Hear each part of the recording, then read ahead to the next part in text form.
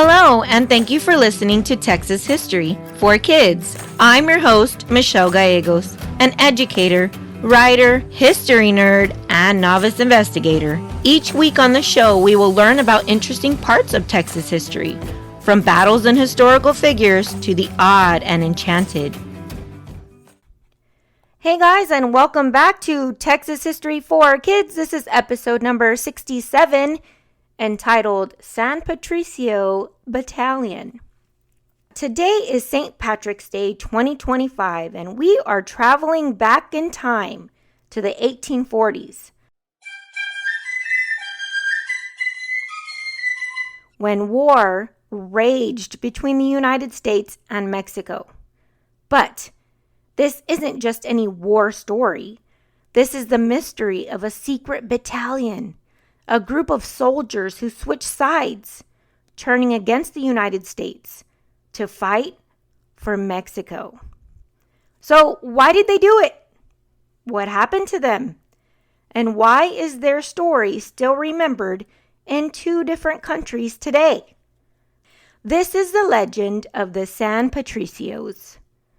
So before we dive into the battalion, it's important to note that there were Irish people in Texas before the Mexican-American War.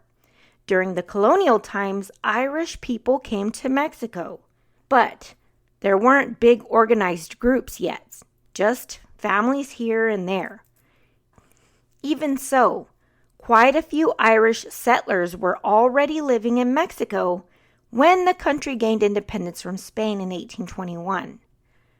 So a few years later, on August 18th, 1824, Mexico passed a special law encouraging people to come and settle in its territories.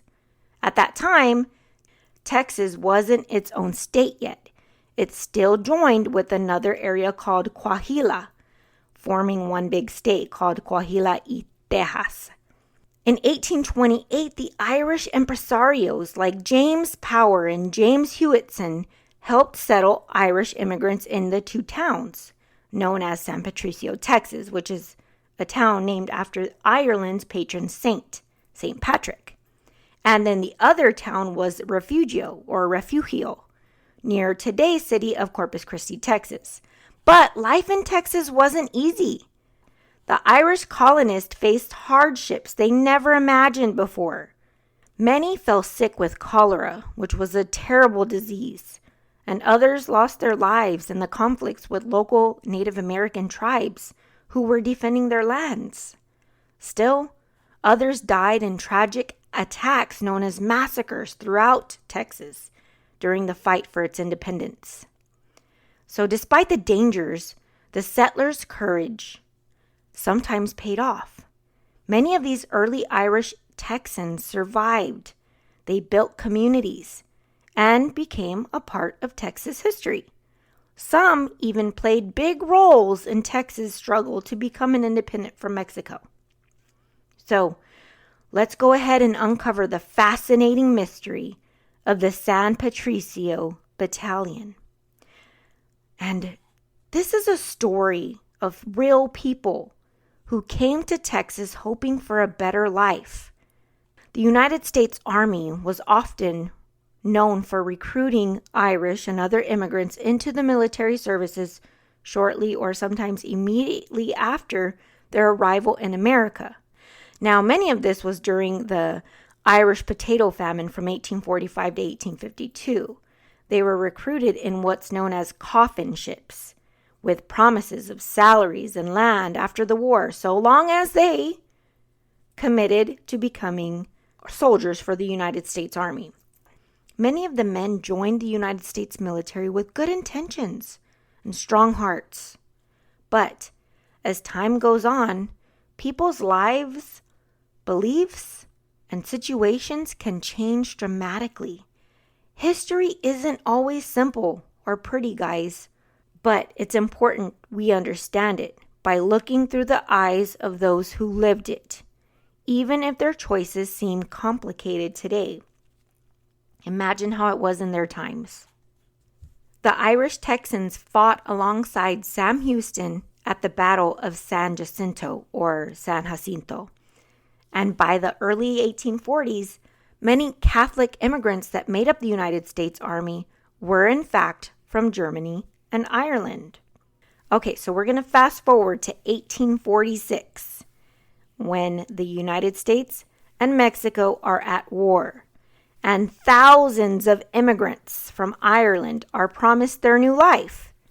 But things aren't going so well. They're treated harshly. It's said that they're given the worst foods, the most dangerous assignments, and they're punished severely for things that the U.S. feels like they're doing incorrectly during their army stint. So on top of all of that, many of these Irish soldiers are Catholic, and they begin to notice something strange. The Mexican Army welcomes Catholics, while the United States Army often treats them like they're outsiders. So what happens next? The Mexicans needed 3,000 more troops to fight their war. So they came up with a plan to get the Irish on their side. Remember, these are Irish that were already fighting in the United States for the United States. They were already fighting against Mexico. So why do you think the Mexicans chose to look at the Irish? Well, the Irish and the Mexicans shared the Catholic religion.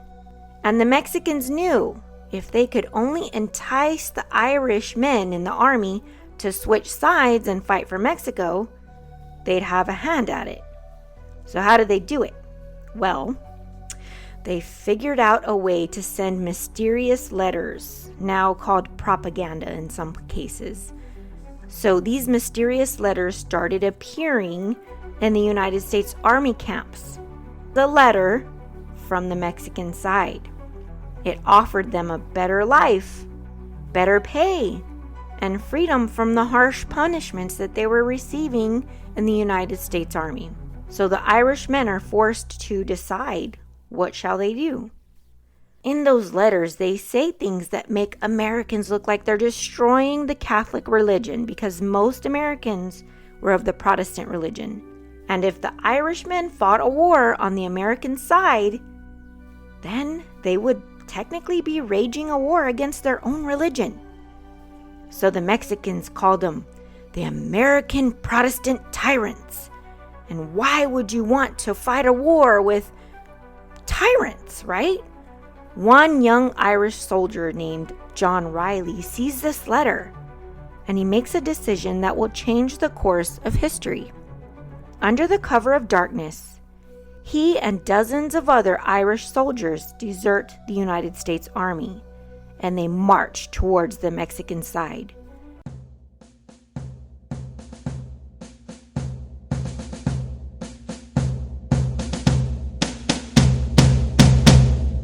So these Irish soldiers don't just join the Mexican side, they form an elite unit, the San Patricios, or St. Patrick's Battalion.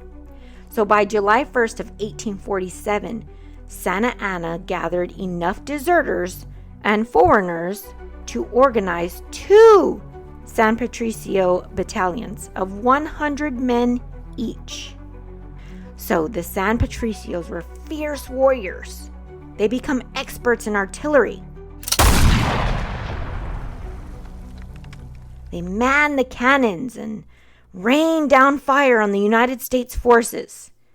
The United States soldiers called them traitors, but to Mexico, they were heroes. They fought in major battles like Monterrey, Buena Vista, and Churubusco. One of their toughest battles was at Churubusco, where the San Patricios were stationed at a bridge with 5 cannons, ready to stop the advancing United States forces. The American troops attacked from 2 sides, suffering heavy losses, but they still pushed forward. Then, something happened. The gunfire suddenly stopped, and all was quiet. The United States soldiers moved cautiously, wondering if the San Patricios had surrendered. But they didn't. Instead, their ammunition was actually running dangerously low. Mexican General Santa Anna sent in more soldiers and a wagon full of ammo. But there was one huge problem. The bullets in the wagon didn't fit most of their weapons on the Mexican side. And ironically, only the San Patricios rifles could actually use the ammo that was brought in by General Santa Anna. So his own men were not able to use it, but this elite group were able to use it. So inside the fort, the San Patricios took control of 3 of the 7 cannons and fought harder than ever. Some even say they fired at their own former United States officers. Now, the American army kept advancing, forcing the San Patricios and the Mexican troops into an old convent. A convent is a place where religious people like nuns and monks live. So there they are, sitting up inside the old convent. Inside, some Mexican soldiers tried to surrender, raising a white flag, not once, not twice, but 3 times.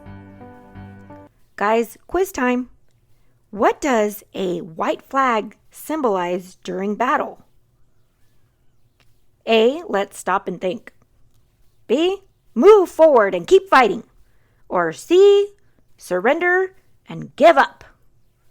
The answer is C. You guessed it. So the Mexicans were ready to surrender and give up many times. But the San Patricios knew what would happen if they were captured by the United States Army. Desperate, they ripped the surrender flag down every single time the Mexicans put it up and kept fighting until they had no other choice. Finally, Captain James M. Smith of the 3rd Infantry marched inside. He took out his very own handkerchief, tied it to a pole, and raised the white flag himself, deeming the battle over. They were giving up. They were surrendering to the United States Army. So for the San Patricios, surrendering meant facing the full force of the United States Army's wrath. Once they were back in American hands, things went from bad to worse. The United States Army doesn't take betrayal lightly. They put the captured San Patricios on trial for desertion. The punishment? Death. On September 12, 1847, 50 San Patricios were hanged in the largest mass execution in the United States history. General Winfield Scott wasted no time. He issued General Orders 259 and 263, setting up 2 court-martials for 72 captured deserters. The trials began quickly and ended quickly. Out of the soldiers on trial, only 2 escaped execution. One because he never actually enlisted in the army, and another because he was deemed insane or crazy. As for John Riley, he had deserted before the U.S. declared war on Mexico, so he was not sentenced to death following his conviction at the court-martial held in Mexico City in 1847. He did testify to deserting because of discrimination, and he felt like his Irish Catholics had been mistreated in the United States Army. But for the rest of the San Patricios, the sentence was death. The San Patricios were hanged at the exact moment the United States flag was raised over Mexico City, so they would see the country they fought for fall. John Riley was branded on his cheek with the letter D for deserter. Now, do you know how they brand cows with their logos? This is exactly what they did with John Riley, but on his face. So he spent the rest of his life in Mexico. Some say he died poor and forgotten, while others say he lived quietly, forever a man without a country. But here's something to remember. The San Patricios are not forgotten. Today in Mexico and Ireland, they are remembered as heroes. In Mexico City, there's a memorial where their names are honored. Every year on September 12th, Mexicans place flowers on their monument. And in Ireland, their story is told as an example of courage, loyalty, and standing up for what you believe in. So how are the San Patricios remembered in Texas today? Well, the story of the San Patricios isn't really widely known in Texas, and how they are viewed depends on who you ask. Unlike in Mexico, where they are honored as heroes, or in Ireland, where they are remembered as martyrs, in Texas and the United States, their legacy is a bit more complicated. There are definitely some mixed views in Texas history. Well, some of them see them as traitors because they deserted the United States Army and fought for Mexico. Some historians and military groups see the San Patricios as deserters or traitors. The United States government has never officially pardoned them, and for years, their story was left out of many history books. Number 2, they are respected for their bravery. Others view them as honorable soldiers who followed their faith and their values. The conditions Irish immigrants faced in the United States were harsh, and many believed they had a good reason to switch sides. Some historians in Texas recognize them as a complex part of history. And number 3, they are remembered by Irish and Mexican communities alike. So you can go in Mexico and Ireland and see that these people are remembered with respect. Today, if you visit San Patricio, Texas, you'll find a quiet little town with a big history. Established way back in 1829, the San Patricio was founded by Irish settlers named James McGoyne and John McMullen. They came to Texas from Ireland with dreams of starting a new life, as though many of previous immigrants had.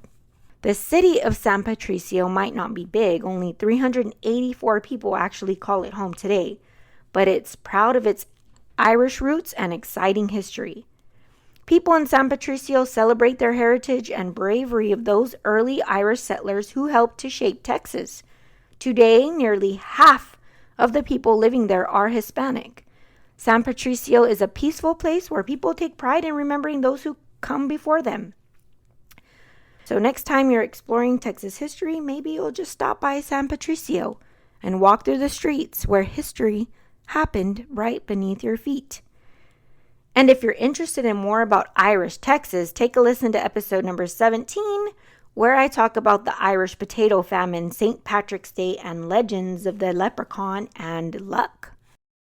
That's all for today's episode. Thanks for joining me on this journey through history. Don't forget to subscribe and tune in next week, where we'll uncover more Texas mysteries and legends.